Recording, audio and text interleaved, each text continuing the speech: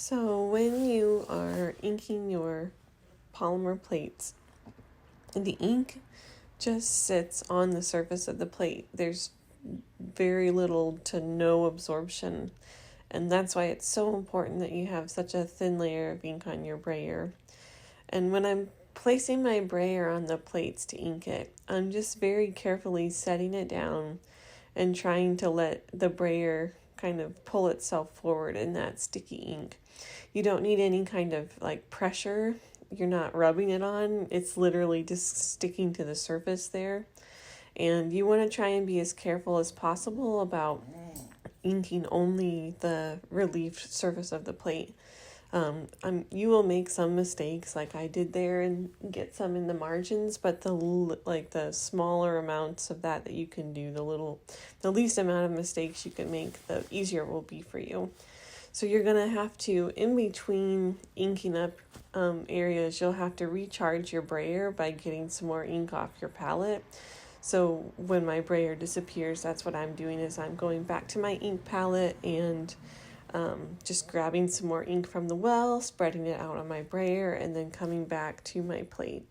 So you want to make sure that you ink the plates from several different directions. That just ensures that you're getting a nice even coating of ink on there.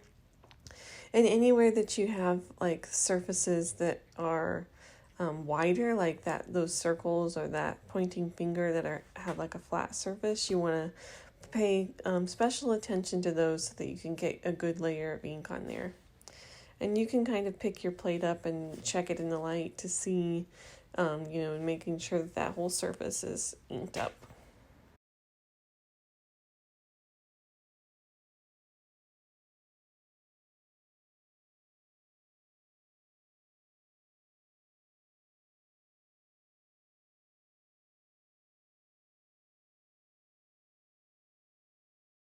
So once your plate is fully inked, then you need to go back and remove that little mistakes where you inked in the margin.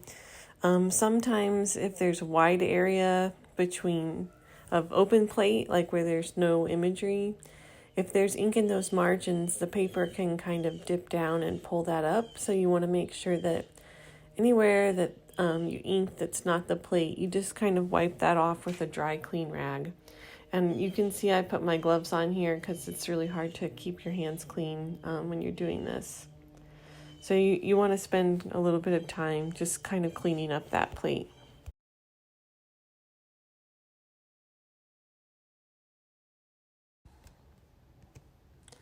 So once your plate is all clean in the margins, then you're ready to print. And I'm just using that sheet underneath my plexi to line up my printing paper with. They're the exact same size, and then you just want to carefully roll it down onto your plate. So I started on the left side and then I just gently dropped it down. And now I'm just using my fingers to kind of stick that sheet just initially to the paper. That sticky ink is just going to help hold it in place. So I'm just gently rubbing the back with my hand. And then you want to come back with your spoon. And the spoon is really what's going to be doing the printing. So you want to, again, take your time and make sure that you're using a good bit of pressure and that you're covering all of the areas. Any raised surface of the plate that you inked needs rubbed down really well. And I'm just rubbing in circular motions, again, applying a good bit of pressure and transferring that ink from the surface of the plate to the surface of the paper.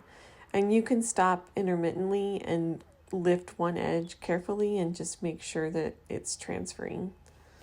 So when you're sure that you've rubbed all of the raised surfaces of the plate, all of the inked areas, and transferred that image, then you're ready to pull the sheet from the plate. And you want to do so carefully just by lifting that one edge and then kind of pulling it off. And then you're just going to repeat that process until you have 5 identical prints that you can fold down into your zines.